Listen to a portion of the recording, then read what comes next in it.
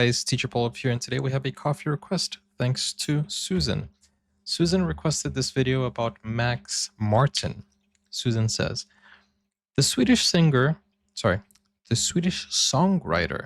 who runs the music industry, Max Martin, is humble. He's a typical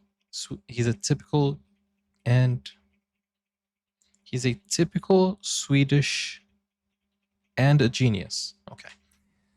So let's check out who Max Martin is.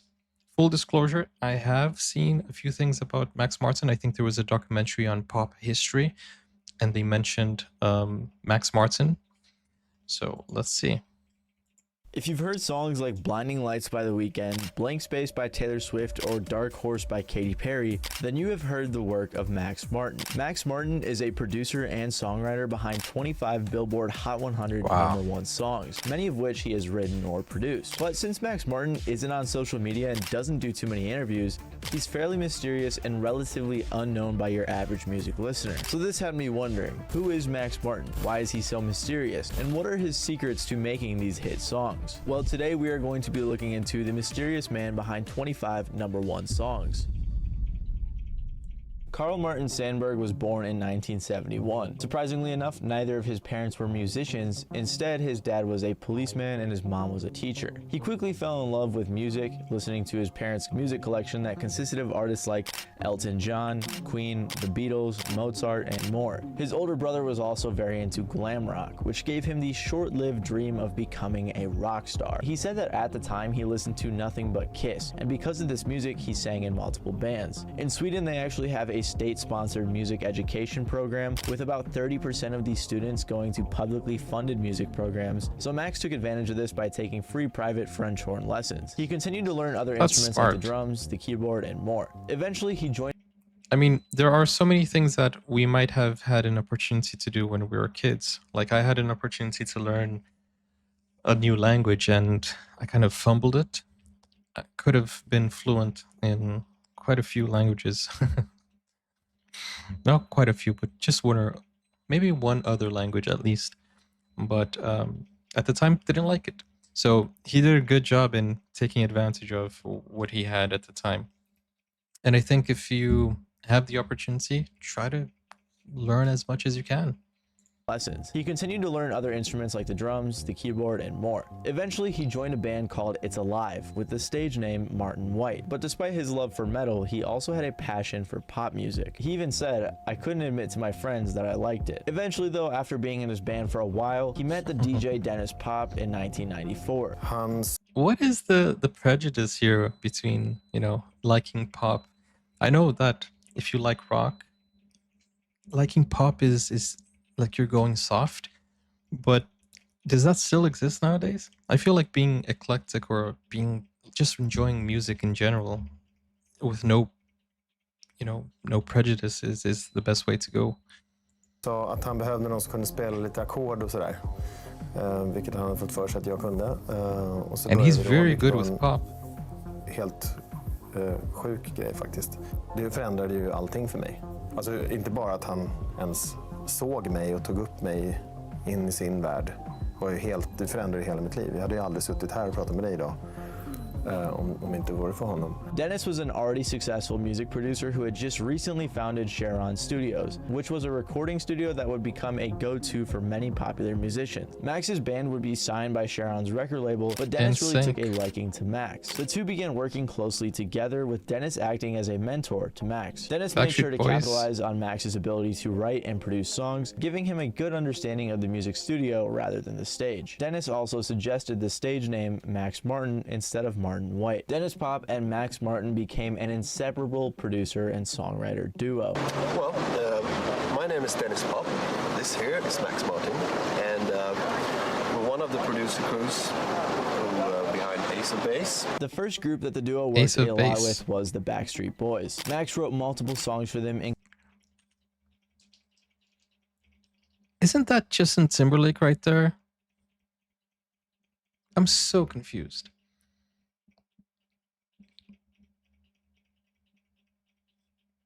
That looks like Justin Timberlake. How is he saying this is the Backstreet Boys? Justin Timberlake and just in Backstreet Boys? Although I do recognize this guy over here. Yeah, this is NSYNC. This is not Backstreet Boys. The first group that the duo worked a lot with was the Backstreet Boys. Max wrote multiple songs for them, including the song I Want It That Way. The songs he wrote for them really helped put the band on the map. Max and Dennis were responsible for the whole. Didn't Dennis birth pass of away or something? Backstreet Boys, our sound, I think even kind of helping us find ourselves within our image, within whatever encompassed the Backstreet Boys was Max and Dennis. At the time, the Backstreet Boys were signed to Jive Records, the same record company that in 1997 had just recently signed a girl named Britney Spears. They were looking for a songwriter to help her out, so they immediately thought to recruit Max Martin. Max had already written a song that he was holding on to. He first tried giving it to TLC and the Backstreet Boys, but after they rejected it, he thought that Britney would be perfect. And that song was Baby One More Time. When the song was released in 1998, it became Max Martin's first #1 hit song, and to this day it is one of the best-selling singles of all time. Everybody was going to Sweden back then. Backstreet Boys, NSYNC. I think he talked about Ace of Base too. Crazy, isn't it? Crazy how Sweden is big with pop music. With Dennis Pop, Max learned one of the first secrets to making a hit song. He learned that a song had to be recognizable in the first few seconds, meaning it had to be unique or catchy enough to the point that you would know the song right away. No, he had this philosophy of, because he came from the DJ world, to, you know, and to keep people on the floor when you changed the song, you had to, it couldn't be like, you know, what's this? It had to be something, he liked playing songs where they knew exactly what it was, just from the very start. This is evident in Baby One More Time and plenty of his other hit songs. Right before Max released this song with Britney Spears, his mentor and friend Dennis Pop passed away of stomach cancer at the age of 35. Yeah, I knew of this, that. Max took over the musical. I knew that because, as I said, I watched a documentary, and it's really sad that he passed away, because they were such a big duo, but Max Martin kept going, right?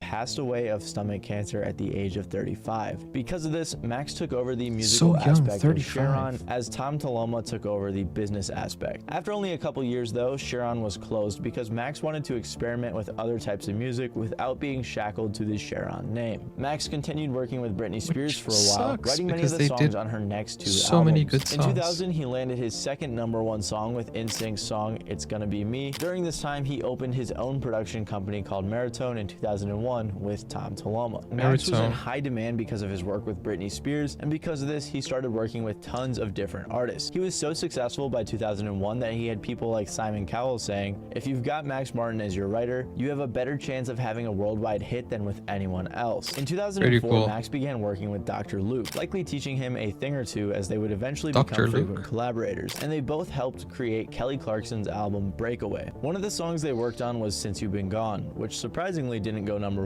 It was while working with her that he was never #1. More rock sounds within his pop music. He also aided in the creation of some of the songs on Pink's album I'm Not Dead in 2006. But 2008 is when Max Martin would really hit his stride. Max began working with Katy Perry and helped her create the song I Kissed a Girl, which would become his third #1 hit song. This song was also fairly controversial at the time, and it helped kick off his huge. To be honest, this whole time I thought Dennis Pop was the mastermind, and I think maybe in pop it might have been it was the duo, both of them working together. They were very good, because, you know, having like people like Britney Spears, Backstreet Boys, NSYNC, and a lot of other artists that they worked with, you really kind of think those were the biggest hits of all time, right? But he did mention Blinding Lights, which is one of the biggest songs ever in the past. It's like it's what made The Weeknd one of the most, or the most listened to Spotify artist. That's a huge song right there. So Max Martin has still got it. For this whole time, I thought Dennis was maybe the mastermind behind all of it, but Max kept going and kept bringing some banger music. Streak of success. I was watching the news, clips from the States, where, the news reporter was out in the streets like, oh, would you let your, kids listen to this thing, kissing girls, a girl kissing a, and I was like, oh my God, this is going to be huge. This is amazing.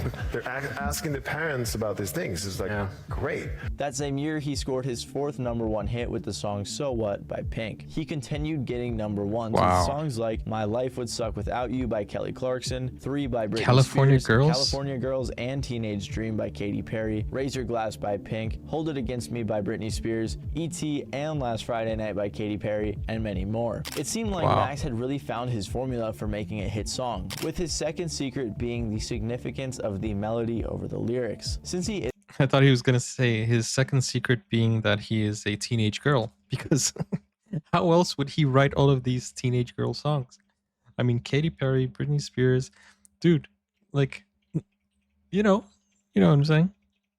isn't a native English speaker, growing up he always felt more of a It's connection crazy to as the well. melody. That's another thing. He is from Sweden, not of native speak. Obviously, we know that Scandinavians have very, very, very good English, but still, to capture the essence of like an American song, a lot of people they turn to Katy Perry lyrics. Shout out to Bo Burnham. A lot of people turn to Katy Perry lyrics for inspiration, motivation, and to feel relatable. And at the back end, there's this Swedish guy who's writing all these songs. That's how genius Max Martin is.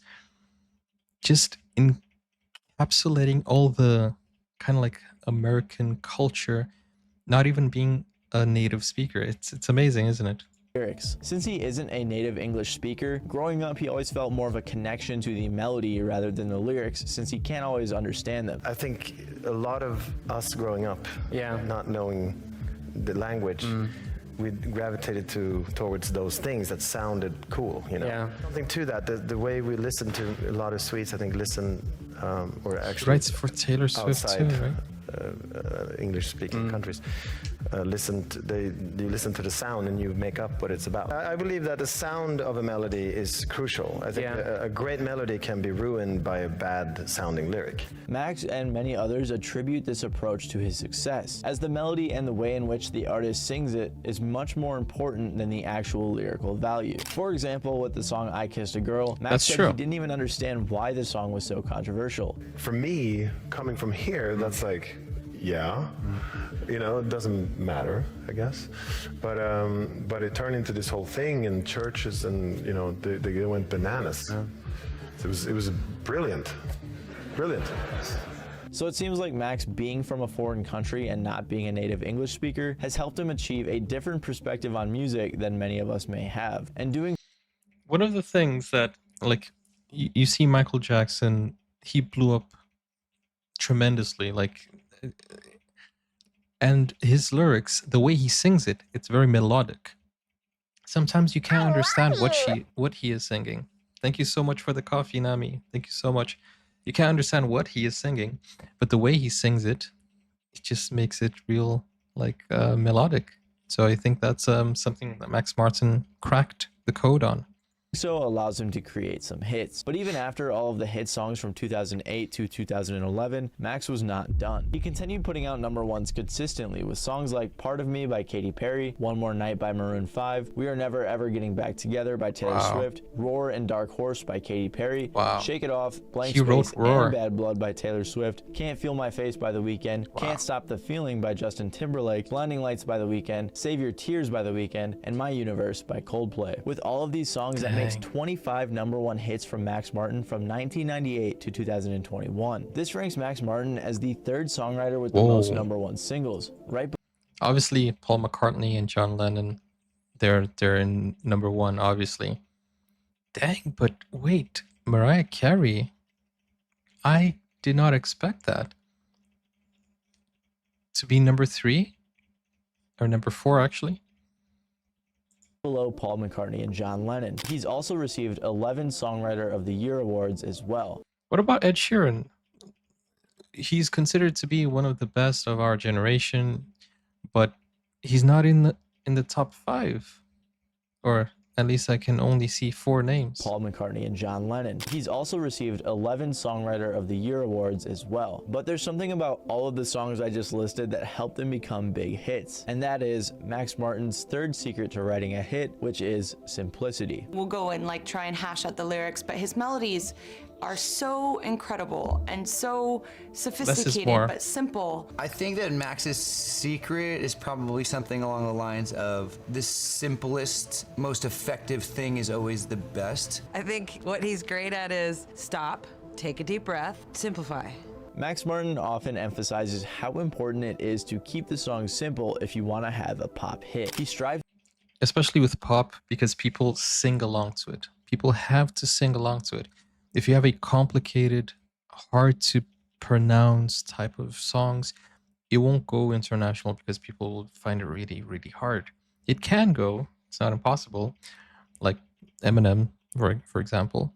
But for pop, people need to sing along to it and need to remember and listen to it once and already catch the lyrics. to make a song that everyone can enjoy, and he does just that. I think that's my job, or our job when we work with these people, is to kind of make them believe that that's enough. Don't worry about it. Everyone knows you're amazing. So that's the challenge, to really make them feel secure that it's okay to just sing and concentrate on, hopefully getting great lyrics and tell the story. It's enough. A YouTube channel called Learn Audio Engineering ran some numbers on Max's hits and discovered that musically speaking, in terms of chords and keys, his songs were all fairly simple. Max Martin's #1 history is impressive, Nice. and that's what most people focus on. But honestly, I think his overall chart history is also astounding. I recommend checking about out this video, and 2025? I'll link this in the description as well, because pretty much every popular song I've ever heard is on this list. I was watching it and I was blown away to see how many songs he had writing credits on. But one thing we have not answered yet is why Max Martin is so mysterious. I managed to hide between 2 speakers in a basement for over 20 years.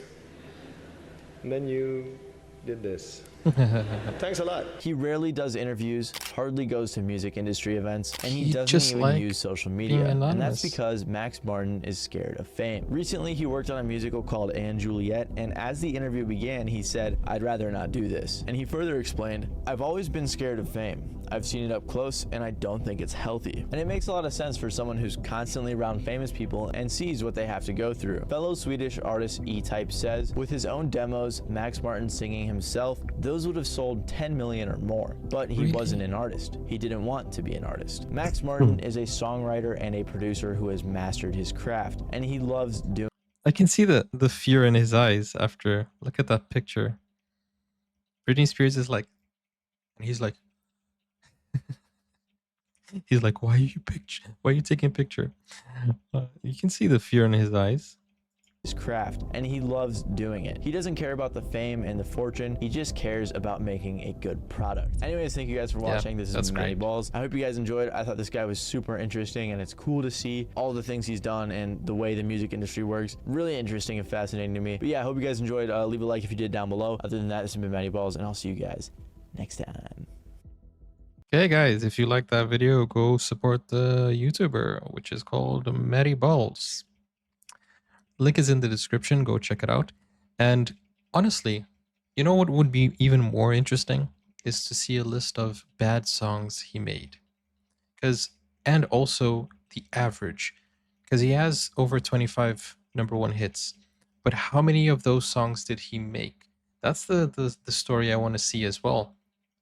Like, how many of those songs were good and how many were bad, just to always get the overall picture, and also just to see like how many hits and misses he has. I think that's also very inspirational to see. Is there one? That's the question I'm asking. Is there any bad songs? Do you guys know? Make a list in the comments, and yeah, it would be very interesting to see, because this is a guy who he has a lot of hits. I would like to see which is his worst song, to see how good it is or how bad it is. It would be nice. What is his #1 bad song? And let's see if it is actually bad or not. You know what I'm saying? That would be so cool to see. Imagine if his worst song was just really, really good. Anyways, I'll see you guys on the next video. Go over to Buy Me a Coffee or to Patreon to watch full movie reaction shows and exclusive videos and support the channel also. And click over here for more videos. I'll see you guys soon. Take care for now. Bye-bye.